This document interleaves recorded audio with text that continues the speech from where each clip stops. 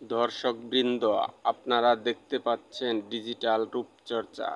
লাম্বায় রূপচর্চার ভিডিওটি দেখে আপনিও হতে পারেন রূপচর্চায় অধিক এক্সপার্ট। তাই ভিডিওটি না টেনে সম্পূর্ণ দেখুন আর একটি লাইক এবং সাবস্ক্রাইব করুন।